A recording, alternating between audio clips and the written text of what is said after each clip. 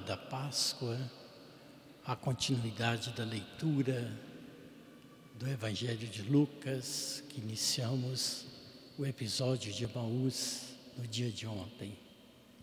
Como nos fala a nossa alma este ensinamento testemunhado pelo próprio Cristo, que vencendo a morte com a ressurreição, se aproxima dos seus discípulos para ajudá-los a vencer as limitações humanas e constatar que o Senhor está vivo e ressuscitou, conforme as promessas do Pai.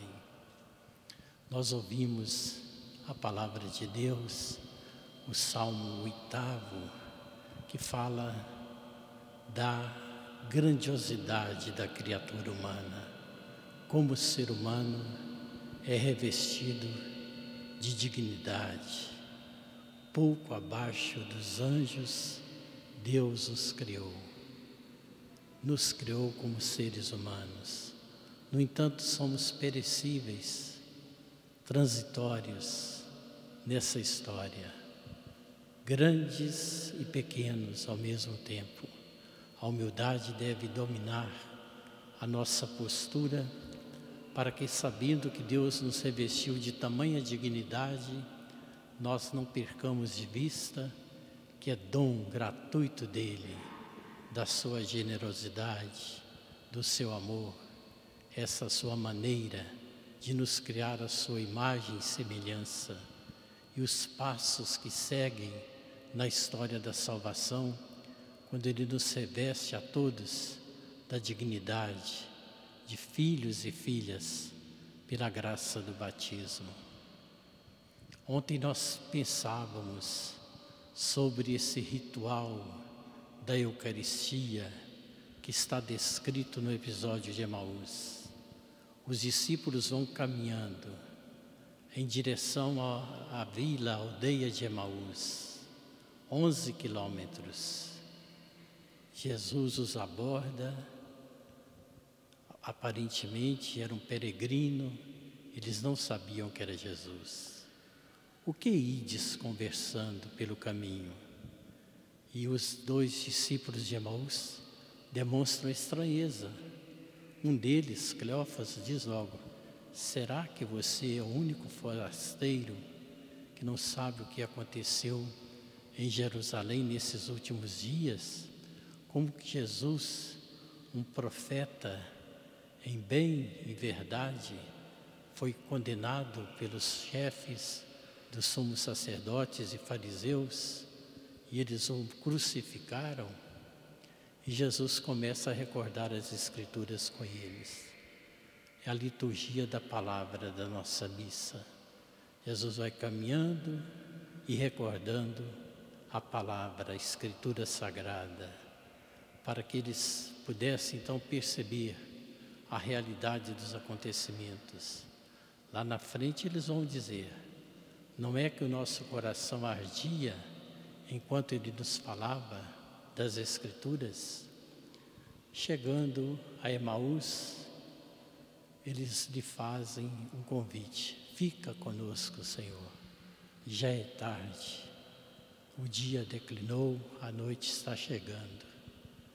A capacidade de acolher, de hospedar na sua casa aquele peregrino, deu-lhes a oportunidade de presenciar a revelação de que se tratava do próprio Jesus. O peregrino adentra-se à casa, sentam-se à mesa e, ao partir o pão, eles reconhecem que é Jesus. E aí, imediatamente Jesus desaparece da frente deles. Eles que estavam tão preocupados com um peregrino, um andarilho, acostumado a percorrer os caminhos difíceis das estradas, se sensibilizaram, quiseram que ele pernoitasse com eles. Agora, depois desta identificação, ao invés de cada um se dirigir ao seu quarto para uma boa noite de sono e sair bem cedo no outro dia para percorrer os 11 quilômetros de volta a Jerusalém? Não. Imediatamente, eles regressam a Jerusalém. Não tem medo da noite escura dos 11 quilômetros. É isso que a Eucaristia realiza em nossas vidas. A noite escura da história, pautada em tantos acontecimentos que nos assustam e nos surpreendem de forma negativa quantas vezes, ela pode e deve ser vencida, não pela nossa coragem meramente humana, mas pela nossa confiança em perceber que o ressuscitado está conosco, que Ele caminha conosco. Regressando a Jerusalém, mal eles começaram a narrar, como está descrito no Evangelho de hoje, o que lhes acontecera, que eles viram o Senhor, o próprio Jesus se apresenta ali. Jesus sempre vindo em nosso auxílio, no auxílio da nossa fraqueza, mais que a gente conheça, mais que a gente vivencie os valores da nossa fé. Nós somos tão frágeis para nos dar conta de vivenciar o esplendor da verdade, do amor de Deus em nossas vidas. Por isso Ele vem sempre em nosso auxílio, como veio em auxílio dos discípulos. E todo o diálogo que nós ouvimos no trecho do Evangelho de hoje, ajudando os seus discípulos a perceberem que não se tratava de uma mera visão, não era um fantasma. Convidou-lhes até tocar nele, se quisessem, porque um fantasma não tem carne e osso. Recorda para eles as Escrituras. Isso nos faz pensar no testemunho de Pedro que nós ouvimos em Atos dos Apóstolos, quando ele foi abordado por aquele mendigo, aquele paralítico na porta do templo, olhou bem para ele e disse: ouro e prata eu não tenho, mas em nome de Jesus Cristo eu te digo, levanta-te e anda. E o texto de hoje, na sequência, vai dizer: vocês estão pensando que foi pelo nosso poder que tudo aquilo se realizou? Não, é obra do Senhor Jesus ressuscitado. Ele que age, Ele que nos faz romper com o medo da noite escura, das incertezas, das inseguranças, para trilharmos com firmeza os passos da nossa vocação humana, cristã, da nossa vocação específica no seio da igreja, para sermos os evangelizadores incansáveis, que nunca nos deixemos arrefecer, porque nós sabemos em quem nós colocamos a nossa confiança.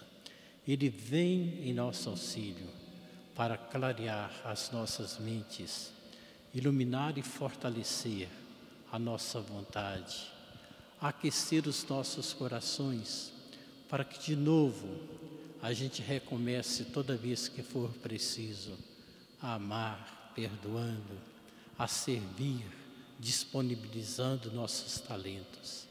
O Senhor conta conosco, porque Ele ressuscitou e quer que a sua ressurreição se estenda a todas as realidades da vida humana.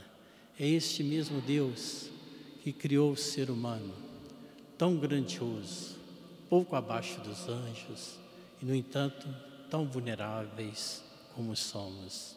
Louvado seja nosso Senhor Jesus